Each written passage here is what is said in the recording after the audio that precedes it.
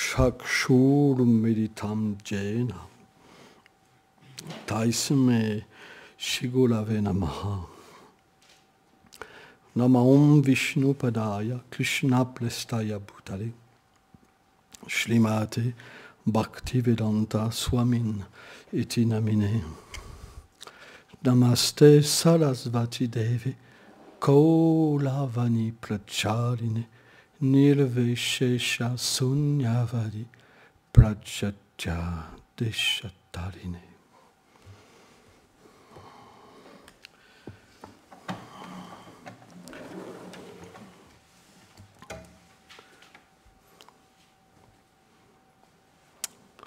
Nous allons lire un verset du Srimad Bhagavatam,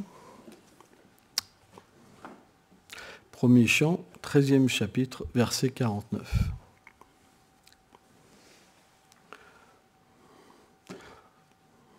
Om Namo Bhagavate Vasudevaya.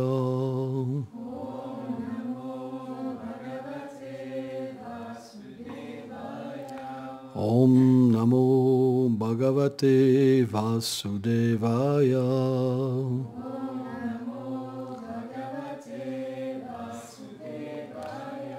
Om Namo Bhagavate Vasudevaya.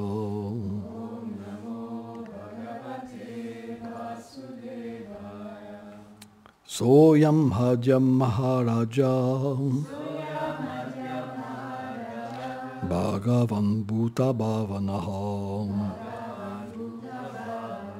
Kararupam Vitanum Syam Abhavayam Suladvisam. Traduction. Voici ce même Seigneur, présent sur terre, qui est apparu dans la forme du temps pour détruire les démons. Commentaire. La Bhagavad Gita enseigne qu'il existe deux sortes d'êtres, les Asuras et les Devas. Les Asuras rejettent l'autorité du Seigneur, alors que les Devas acceptent ses directives et s'abandonnent à lui. Aussi connaissent-ils des aspects différents de ce même Seigneur. Il apparaît aux Asuras sous la forme du temps et les détruit, bien qu'il possède une autre forme emplie de félicité qui ne peut être perçue que par ses dévots. Mais où est cette personne qui a de tels pouvoirs? Il est sur terre et il vit à Dwarka avec ses dévots. Il est Krishna.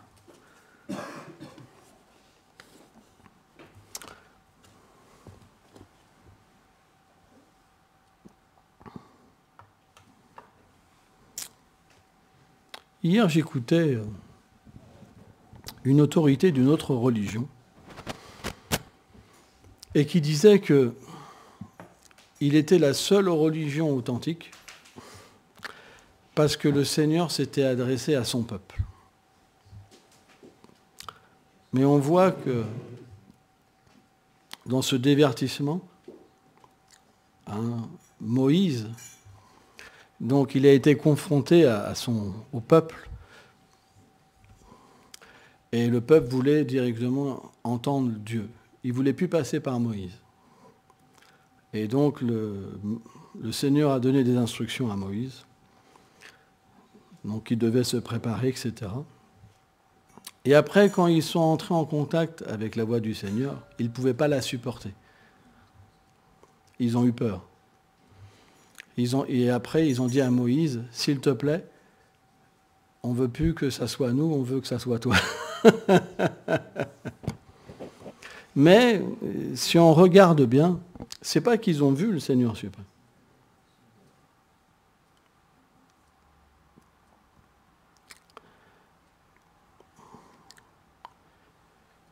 Ils ont eu une vision très lointaine du Seigneur suprême, dans la peur, une peur vraiment forte.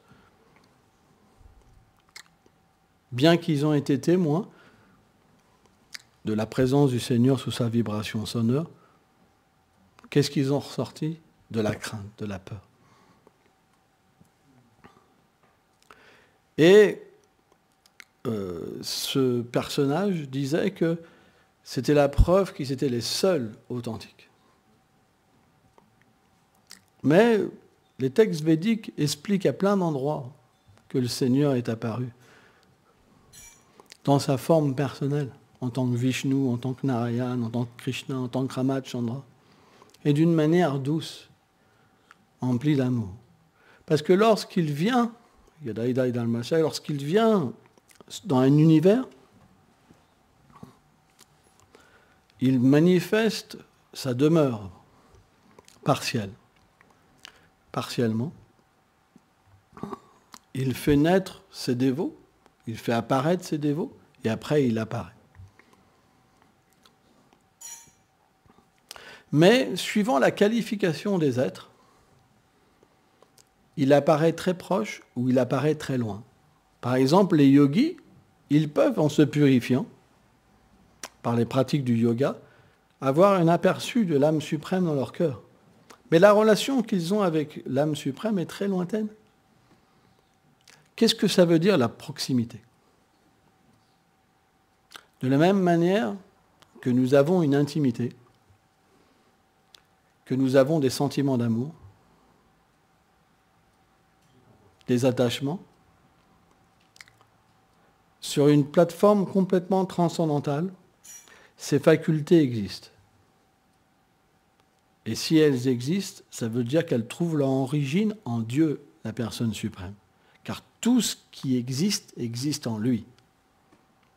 Donc, quand on parle d'intimité, on parle quand le Seigneur révèle son cœur à son dévot. Or, Srila Vishwanath Chakravarti Thakur explique dans le Srimad Bhagavata que le Seigneur a deux aspects. Un aspect à travers son opulence et un aspect à travers sa douceur. Bien qu'il soit l'origine de tout, qu'il contrôle tout, Maya Dakshina Prakriti, son énergie matérielle, tous les êtres vivants sont contrôlés par lui. C'est d'expliquer que rien ne bouge sans sa sanction. Pourtant, lorsque ces dévots ont l'amour pur et qu'ils n'ont pas envie de dormir quand ils entendent Harikata, quand ils ont l'amour pur, ils peuvent contrôler ce Seigneur qui contrôle toutes choses. Et ça, c'est difficile à comprendre. Parce que le Seigneur devient dominé par le sentiment de son dévot. C'est le principe de l'amour. Et c'est lui qui désire ça. Par exemple, dans le divertissement d'Amodar Lila, on sait que Maria Yashoda s'est élevée très tôt. Parce que tous les jours, il y a des tas de gopis qui venaient se plaindre à Maria Yashoda. Parce que Krishna vole le beurre. Krishna réveille les enfants, il détache les veaux, il fait plein de bêtises. Il planifie, c'est une bande. Ils sont une bande, lui et ses copains, avec les singes, tout ça, c'est une bande organisée. C'est des vrais dépouilleurs, quoi. Mais grave. Ils connaissent tous les coins, tous les recoins, toutes les techniques, tout, mais c'est parfait. Mais pourquoi Krishna faisait ça? Parce que, en fait, les mères et les pères, ils avaient plus d'affection pour Krishna que pour leurs enfants. C'est ça qu'on voit un dévot. Un dévot, il a de l'affection que pour Krishna. Et il a de l'affection pour ce qui appartient à Krishna. Aussi pour les dévots. Mais quand même, sa priorité, c'est Krishna. Et donc, automatiquement, quand ces mères-là préparaient le beurre, le yaourt, toutes les préparations à base de lait, etc., c'était à qui elles pensaient? À Krishna. Elles versaient des larmes pour Krishna. Leur corps tremblait pour Krishna. Leur émotion était pour Krishna. Donc, automatiquement, leur désir était que Krishna vienne manger. Mais comme ce n'était pas leur enfant direct, qu'est-ce que faisait Krishna? Avec sa bande organisée, il venait manger en fait leur cœur à travers leur préparation. Et ça, c'était une grande félicité. Jamais les gopis auraient pensé autre chose que Krishna vienne voler leur cœur de cette manière-là, mais c'était un jeu. En même temps, elles étaient mécontentes. Parfois, une gopi, elle pouvait choper Krishna même et dire, maintenant je vais t'amener Mère Yashoda. Elle lui mettait un tissu sur la tête, par exemple, elle l'amenait, parce que les gopis allaient se plaindre tous les jours à Mère Yashoda et dire, en fait, aujourd'hui j'ai attrapé ton fils, j'ai la preuve, j'ai attrapé ton fils. Et elle me dit, mais c'est étrange parce qu'en ce moment, il se repose dans la chambre. Et Mère Yashoda, elle appelle, Kana, Kana, viens. Et donc, Krishna vient et elle le tient par la main. Et elle a un doute parce que la gopi, elle voit Krishna. Qu'est-ce qu'elle fait? Elle enlève le tissu et qu'est-ce que Krishna a fait? Il a pris l'apparence de son fils. Et là, elle est complètement dans l'énergie illusoire de Krishna. Comme Brahma, quand il avait subtilisé les pâtres et les veaux, et quand il était revenu, il y avait les mêmes pâtres et les veaux. Et là, Mère Yashoda, elle rit. Tu vois? Et Krishna, après, quand Mère Yashoda part, il lui dit, à chaque fois que tu me feras ça, je prendrai l'apparence de ton fils. Donc, Krishna a une humour, un humour qui est très difficile à comprendre et à saisir. Parce qu'en fait, quand on est un dévot et qu'on a l'amour de Dieu dans notre cœur, quand on pense au divertissement de Krishna, on devient complètement subjugué parce que Krishna est si beau, Krishna est si doux, et ses qualités sont illimitées, son pouvoir est illimité, et il se fait un chapardeur de beurre. Et c'est ça qui est très spécial. C'est-à-dire que quand on plonge dans ce rasa, ces doux sentiments d'amour, à ce moment-là, on s'aperçoit que Krishna cache sa divinité pour que l'amour existe. Or, si nous regardons les épisodes où Krishna ne montre que sa puissance, les gens ne peuvent pas avoir de relation avec Krishna. Ce n'est pas possible. C'est pour ça, qu'est-ce que fait voir Krishna? Il donne la rencontre avec Krishna, ça procure la peur. Les gens qui n'ont pas de relation avec Krishna, ils ont peur de Krishna.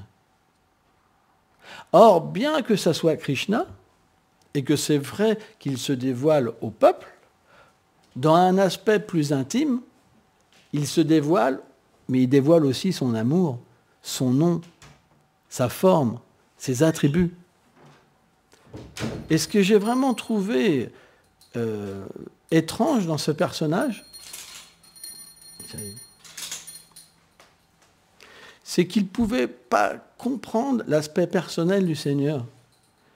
Et il pensait que toutes ces histoires-là, c'est de l'idolâtrie. Mais vraiment, j'ai vraiment été surpris par sa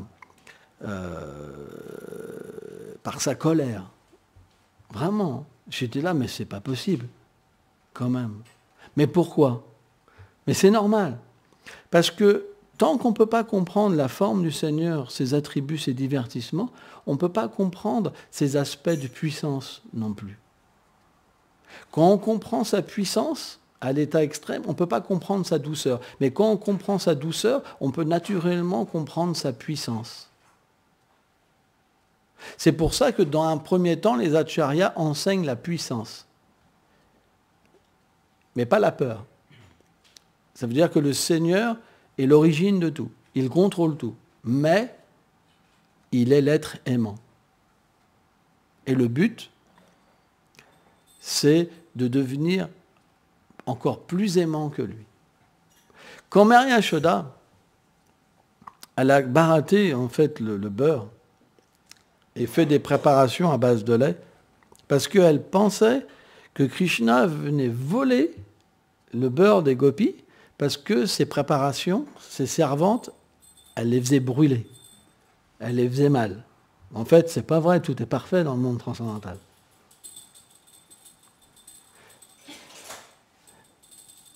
En fait, les servantes de Mère Yashoda, c'est des êtres tellement qualifiés. Tellement qualifiés. Ils ont des corps transcendantales, ils sont parfaits. Ils ne peuvent pas rater les préparations. Mais Mère Yashoda, elle ne peut pas comprendre certaines choses, parce que son amour est tellement grand qu'il l'aveugle. Donc, qu'est-ce qu'elle a décidé? Quel était le plan de Mère Yashoda? Le plan de Mère Yashoda, c'était de faire des préparations qui étaient tellement bonnes et parfaites que Krishna perdrait le goût à aller ailleurs. Vous comprenez? Quand vous goûtez quelque chose qui est supérieur, vous n'allez plus à quelque chose d'inférieur. Donc elle voulait véritablement faire quelque chose d'inconcevable, quelque chose qu'il n'y avait jamais eu. Donc, parmi toutes les vaches, il y avait 8 vaches de Nanda Maharaj. Alors je ne me rappelle plus, je crois qu'elles avaient juste une poche noire sur chaque yeux, ou une oreille noire, c'est ça. C'était un signe que c'était des vaches vraiment particulières, qu'elles pouvaient rendre, parce qu'en fait chaque vache, ils ont du Vatsalya Prem, ils ont un amour parental particulier pour le Seigneur, c'est des mères. Mais ces vaches-là, elles avaient un amour particulier, vraiment particulier. Et surtout, elles mangeaient une herbe spéciale. Parce qu'à Vraj, il y a différentes catégories d'herbes qui ont des goûts spéciaux. Et donc, quand l'herbe et le broutage des vaches, la mastication qui se fait par l'amour et le lait qui sort, alors ces vaches-là, elles donnaient un nectar particulier.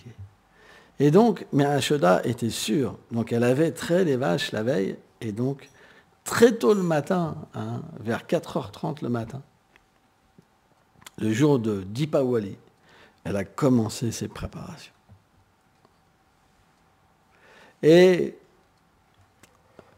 en fait, c'est expliqué qu'à ce moment-là, pour pas être que ses servantes se mêlent de l'histoire, elle a donné plein de services domestiques à ses servantes pour vraiment être sûre d'être la seule concentrée. Radharani, parfois, elle est comme ça. Bien qu'elle veut distribuer Krishna, parfois elle a conscience qu'elle est la plus qualifiée et qu'aucune autre gopi peut donner la satisfaction à Krishna. Et bien, Mère Yashoda, parfois, parce qu'elle est une manifestation de Radharani dans le Vatsalarias, elle est le Vatsalarias complet, dans toute sa plénitude. Lorsqu'elle pense, elle peut naturellement avoir un esprit qui pourrait paraître exclusif. Mais Krishna va dévoiler dans ce divertissement une autre facette de Yashoda. Donc Yashoda a commencé à barater. Et elle a commencé à s'absorber en fait dans son fils d'une manière extrême, en chantant. En fait, ses amis, elles composaient des chansons sur Krishna, sur les divertissements de Krishna. Et Yashoda, en fait, les chantait. C'est ce qu'explique Sanatana Goswami. Et elle les chantait.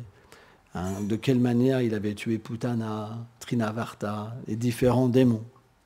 Et elle était complètement absorbée, et ses yeux étaient fermés, et elle baratait. Et elle devenait en fait de plus en plus belle, parce qu'en baratant, naturellement, elle baratait son propre amour. Elle devenait de plus en plus belle, en fait. Elle devenait extraordinaire, extraordinaire. Son propre amour était baraté. Et l'amour de Yashoda, il trouve sa plénitude dans son propre lait. En fait, elle contient un océan prème. Donc, sa capacité à nourrir son fils, c'est un océan.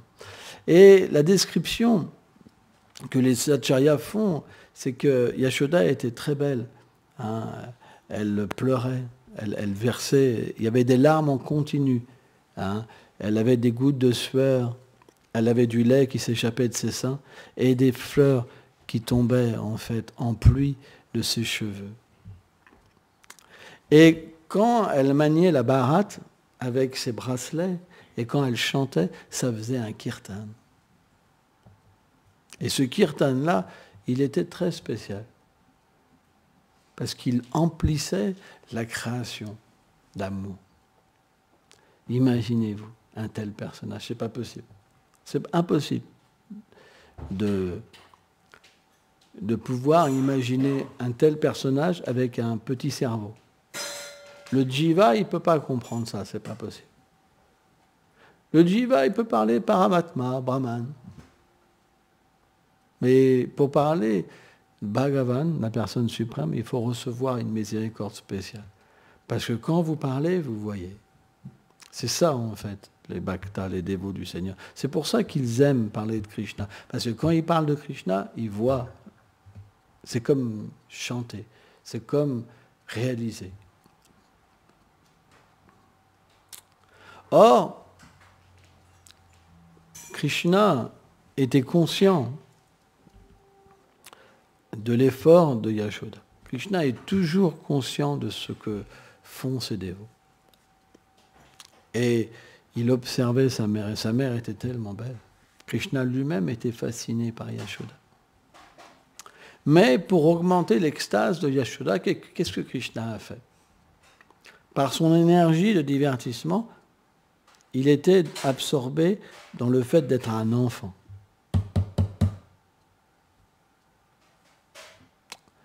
Si on dort pendant un harikata, il faut prier.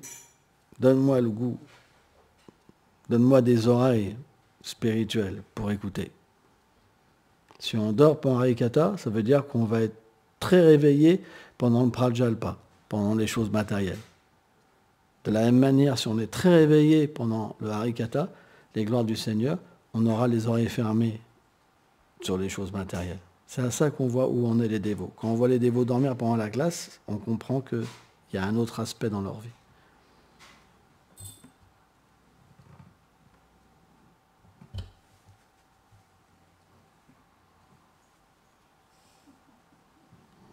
Hein? Donc Krishna, il a tâté avec sa main comme ça, il avait les yeux fermés et il commençait à appeler sa mère, il voyait que sa mère n'était pas là, donc il a commencé à pleurer. Il pleurait. C'est expliqué quand Krishna pleure, c'est comme le Omkara. Les pleurs de Krishna, ils sont merveilleux. Mais Yashoda était tellement absorbée en lui qu'elle ne pouvait pas le voir à l'extérieur. C'est comme quand Dhruva Maharaj, il méditait sur le Seigneur Vishnu. Sa méditation, elle s'est cassée quand le Seigneur est apparu à l'extérieur. Et bien Krishna a fait le même divertissement avec plus de douceur. En fait, il s'est approché en titubant, en pleurant, et il a tenu la corde de la bharate et le voile de Yashoda. Il s'est présenté en fait à Yashoda avec le désir de téter. Et quand Yashoda elle a ouvert les yeux et qu'elle a vu son enfant qui voulait téter, ça a augmenté son plaisir encore. Parce que c'était son but, en fait. Le but de Yashoda, c'est de donner du plaisir à Krishna. Et qu'est-ce qui fait le plus plaisir à Yashoda? C'est de donner la tétée. C'est normal, parce qu'elle donne directement l'amour dans la bouche de son fils. Et là, naturellement, elle a pris son fils sur les genoux, et elle a mis le mamelon dans la bouche, et le lait coulait spontanément. En fait, c'est un flot de nectar. C'est expliqué que Krishna n'a jamais besoin de téter. Le lait, il coule à flot. Et Krishna, il contient les univers entiers en lui. C'est expliqué.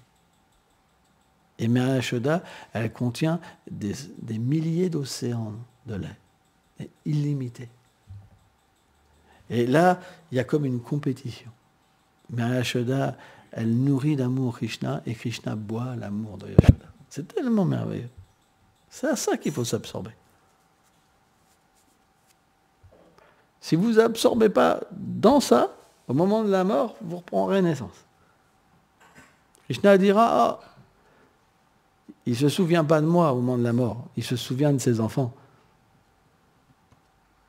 de son mari. Et il prie pour être délivré de la souffrance et de la mort et de la renaissance. Mais ce n'est pas ça que j'attends de lui. Il n'a pas encore compris. Donc il va renaître encore une fois. Je veux son amour. Je veux qu'il s'occupe de moi. Je veux qu'il pense à moi. Qu'il comprenne que j'ai besoin de lui. Tant qu'il n'a pas compris ça, je le ferai revenir. Ce n'est pas grave. Dans sa prochaine vie, je vais le mettre avec une personne qualifiée pour qu'il puisse comprendre. Il faut qu'il ait de l'association. S'il n'a pas d'association, on ne peut pas comprendre. Ça ne peut pas germer. Si notre association n'est pas assez puissante, ça ne peut pas germer. Ce n'est pas possible. Quelqu'un qui a pas Paramatma, il ne peut pas donner. Pas possible. Mais que va faire voir Krishna? La miséricorde de Maya Yashoda. En fait, non loin de là, Maya Yashoda aussi avait mis sur du feu du lait pour faire d'autres préparations. Et à Vraj, tout est conscient. Tout est conscient. Le lait, le pot, la cuillère, la cuisine, la demeure, tout, le sol, le vent, le soleil, la lune, les étoiles. C'est pas comme dans le monde matériel. Tout est conscient. Quand Krishna apparaît, tout devient conscient. Parce qu'il donne la conscience.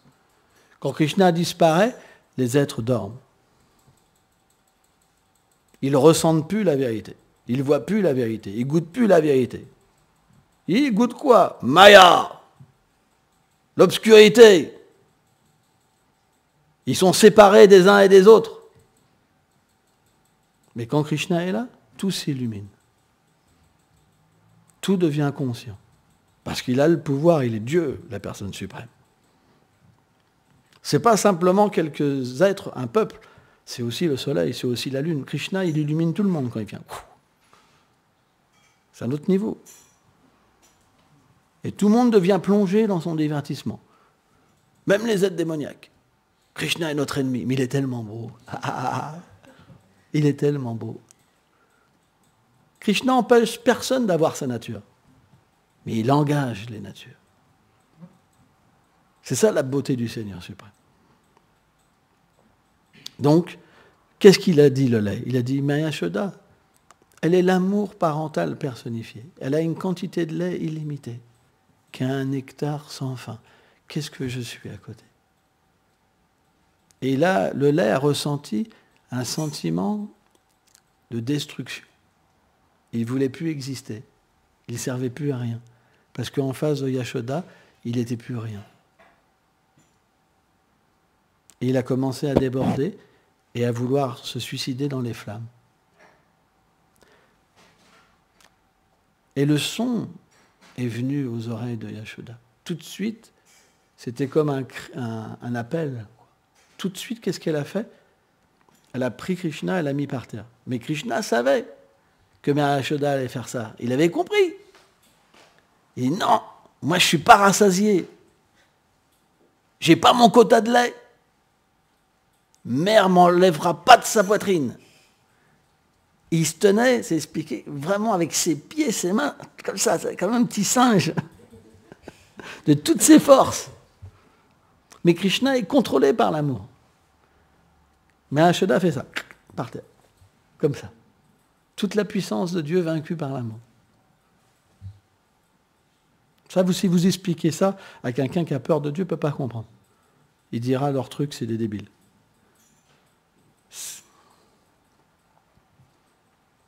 Qu'est-ce qu'elle a fait, Yashoda? Elle a tout de suite été vers le lait, elle lui a parlé.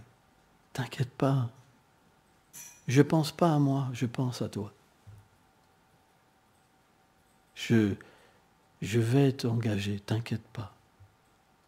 Ta vie n'est pas inutile. Qu'est-ce qu'elle a fait? Elle a délaissé son propre bonheur pour un autre. C'est ça, Vrindavan. C'est l'inverse de ce monde. On trouve une sorte de réflexion avec l'amour d'une mère et d'un enfant. Mais une mère peut rejeter son enfant à un certain moment. Ma mère m'a rejeté il n'y a pas longtemps. Par exemple. Pourquoi? Je ne sais pas. Parce que je ne bois pas d'alcool et je ne mange pas de viande. Mais est-ce que c'est une raison? À Vrindavan, on n'est jamais rejeté. Jamais. Parce qu'il y a le vrai amour. Dans ce monde matériel, l'amour, il est égoïste. Si vous ne faites pas pareil que les autres, alors vous êtes plus partie de la famille. Mais à Vrindavan, il n'y a pas ça. Ce Krishna est au centre. Donc, Maya Yashoda, elle a éventé le lait. Et le lait est redevenu rassuré. Mais Krishna n'était pas content. Et il est parti en pleurant. Il est rentré dans une pièce, qu'est-ce qu'il a vu? Il a vu un pot de beurre avec une pierre, pour ne pas faire de bruit, il a fait un trou. Et le liquide a commencé à se répandre.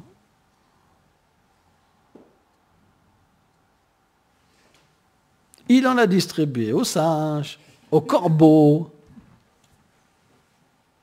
Hein? Et quand Mahashoda, donc, elle a fini sa tâche, et qu'elle est revenue voir où était Krishna, elle a vu que Krishna n'était pas là. Donc elle s'est dit, mais où est Krishna? Donc elle a commencé à le chercher, et elle a vu qu'il y avait un pot de beurre qui avait été cassé, avec des empreintes de pieds. Hein? Alors les empreintes de pieds de Krishna, c'est spécial. Hein? Enduit de beurre. Des petites empreintes de pieds qui étaient visibles, et elle s'est dit, en souriant, Krishna, fâché de ne pas avoir son contenu de lait, il a cassé le pot de beurre, et de peur, et parce qu'il avait peur d'être puni, maintenant il s'est enfui. Mais Mahashoda s'est dit, c'est le moment de donner une correction à mon fils, parce que je ne veux pas qu'il devienne un voyou. Je ne veux pas qu'il devienne un truand. Il est mon fils. Il doit être bien éduqué. Donc, qu'est-ce qu'elle a fait? Elle a pris un bâton. Qu'est-ce que ça veut dire, un bâton? Ça veut dire, je vais te frapper. Je vais te châtier cette fois. Comme ça. Mais Mahashoda, elle ne pense jamais ça. Mais il y avait quand même le bâton. Donc, ce qui s'est passé, c'est qu'elle s'est dit, il faut que je l'attrape. Et Krishna était parti dans une autre pièce. En fait, c'est un peu... c'est plutôt... on voit ça plutôt comme une cour. Parce qu'il y avait quand même des gens qui étaient là. Et il s'est assis sur un mortier. Et il était avec ses amis singes. Et Krishna regardait quand même des regards à gauche et à droite. Et Mahashoda, elle arrivait à pas de velours, derrière lui, donc elle ne pouvait pas le voir. Mais quand Krishna a vu les singes et les corbeaux fuir, il s'est dit, il y a quelqu'un. Et là, il a regardé, il a vu sa mère, comme ça, avec un bâton. Et c'est expliqué, il a eu peur. La peur personnifiée a peur de Krishna. Mais Krishna a peur du bâton. C'est pour ça que les Acharyas expliquent que la miséricorde de Yashoda, elle est sans limite. Juste avec un bâton, Yashoda a fait peur au Seigneur suprême. Pourquoi? Parce que son pouvoir d'amour, il est très, très, très, très, très puissant. Très, très puissant. Très puissant. Et à partir de là, Krishna a commencé à courir. Et Yashoda s'est expliqué qu'elle est fine, mais elle a une forte poitrine. Et naturellement, elle pèse lourd comparée à Krishna. Hein? Et Krishna faisait des zigzags. Il tournait comme ça, des zigzags, etc. Et avant ça, Yashoda, dans la culture védique, c'est expliqué qu'une femme, Sanatana Goswami explique qu'elle ne sort pas seule sans son mari, et en plus sans voile. Et mais Yashoda, comme elle était dans la maison, dans le palais, elle n'avait pas de voile. Et là, il fallait qu'elle sorte dans la cour. Et Krishna savait ça. Il s'est dit, mère ne va jamais me poursuivre. Il est intelligent, Krishna. Il avait fait son plan. C'est pour ça qu'il était là. Et en fait, il y avait des gens autour des arbres Arjuna. Il y avait 2 arbres Arjuna. Et donc, manque de bol, le plan de Krishna n'a pas marché. Parce que Yashoda s'est dit, il faut que je lui donne une leçon, c'est mon fils. Je vais lui donner une leçon. Et donc, elle est partie après lui, à courir après lui. Et c'est expliqué qu'il y avait du monde. Et tout le monde, en fait, regardait cette scène merveilleuse. Parce que Yashoda, elle mettait beaucoup d'efforts pour attraper Krishna. Elle était comment dire, il y avait de la sueur qui coulait, hein, vraiment. Des fleurs qui se détachaient, ses cheveux qui se détachaient. Elle rougissait un peu. Mais Mère Yashoda, elle a une fixation extrême. Et elle a commencé à capturer les pieds pareils au lotus. Sa couleur rougeâtre sous ses pieds, quand elle courait, elle a commencé à le capturer dans son cœur. Et parce qu'elle désirait rattraper son fils, Krishna n'a pas pu se sauver. Il a été rattrapé par l'amour et la fixité de Mère Yashoda, et elle lui a attrapé la main droite, le bras droit avec sa main gauche. Et là, elle avait le bâton. Et là, Krishna, il s'est expliqué qu'il pleurait. Avec ses mains comme ça, il dit, mais en fait, mère, ne me frappe pas. Et elle lui dit comme ça, hein, voleur, mal élevé, ami des singes. Tu vois le bâton? Tu le vois le bâton? Qu'est-ce qu'on fait avec le bâton? Je vais te frapper. Et Krishna disait, non mère, non mère. Alors il y a plein de sortes, il y a plein de divertissements où Krishna il dit qu'il n'a pas volé le beurre, par exemple. Mais dans le Bhagavatam, on ne va pas jusqu'à là. Et parce que Krishna était complètement paniqué et par le bâton, elle a jeté le bâton. Hein. Mais elle a eu peur que son enfant parte dans la jungle, qu'il soit mangé par un tigre, je ne sais pas. Bien qu'à Vrindavan, il n'y a pas d'animaux méchants. Donc elle a dit, comme ça, elle a dit, je vais te punir. Aujourd'hui, je vais te punir. Et puisque le mortier, c'est ton compagnon, hein, il t'a aidé pour attraper le pot de beurre là-haut, je vais vous punir tous les deux. Et donc, elle a demandé à une servante d'amener une corde. Et la corde pouvait largement attacher Krishna. Et donc, elle a commencé à prendre une corde, et il manquait 2 doigts. Donc, il y avait vraiment un étonnement. Il y avait vraiment un étonnement. Bon, elle demande une deuxième corde, elle attache une deuxième corde, et toujours 2 doigts. Comment c'est possible? Et là, c'est commencé à devenir un spectacle. Au bout de 3 cordes, 4 cordes, 5 cordes, 6 cordes, 7 cordes, etc. Et les gopis, à chaque fois, elles chantaient, elles tapaient les mains, elles rigolaient. Et elles commençaient à se moquer de Yashoda.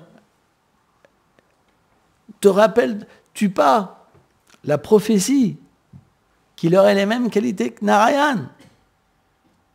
Tu ne pourras pas l'attacher, ton canard. Tu ne peux pas. Tu ne peux pas, regarde.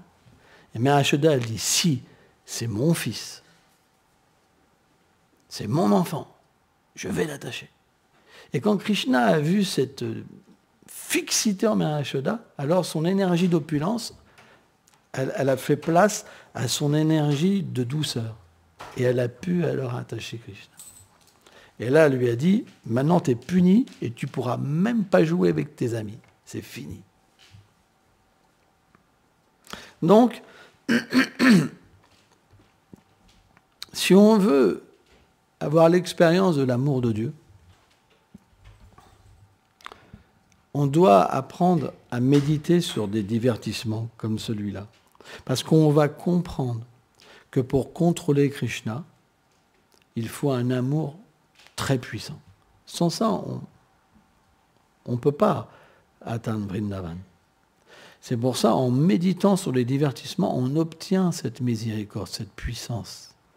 On suit dans les traces des Vrajbasi et on obtient leur miséricorde et leur sentiment qui va nous amener à rencontrer Krishna. Il n'y a pas le choix. Par nous-mêmes.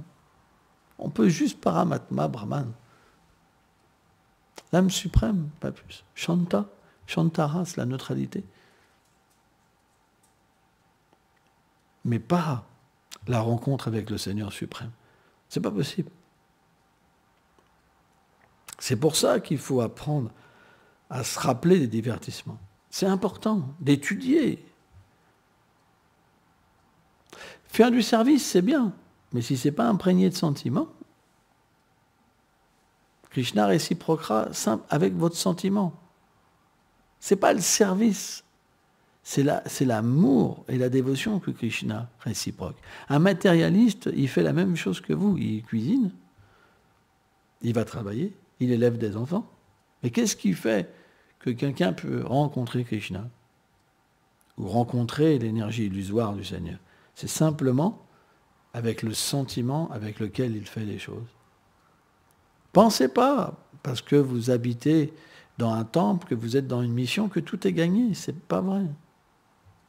C'est pas vrai. Il faut que vous appreniez à mettre du sentiment. L'avantage de vivre dans un temple, c'est que vous pouvez être associé avec des personnes qui mettent des sentiments. Et quand vous l'écoutez, ça vous réveille. Oh, mince, ça fait 15 jours que c'est passé, 6 mois, 1 an, j'ai mal agi, j'ai rien fait, j'ai pas eu de conscience. C'est pour ça qu'on doit avoir l'association. Vous pensez que toutes les associations sont au même niveau? Aucun acharya dit ça. Il y a 3 niveaux de dévots, Kanishta, Madhyam, Uttama. L'Uttama, c'est celui-là qui expérimente véritablement, qui a la compréhension suprême. C'est pour ça, si on veut comprendre le pur service de dévotion, on doit écouter de la bouche des dévots. C'est très important. Alors bien sûr, si on ne peut pas venir physiquement, on peut écouter des classes. Mais le problème de la distance, c'est que entre une personne qui est proche du gourou et une personne qui est lointaine du gourou, si quelqu'un n'est pas assez avancé spirituellement, il ne peut pas recevoir véritablement l'association. Par exemple, Gogovina Maharaj, il disait que il n'y avait pas la vibration, le shabda, dans une cassette ou dans un visionnage d'une vidéo. Donc Krishna peut faire un lien dans le cœur. C'est vrai. Mais lorsqu'on vient physiquement, c'est du sûr.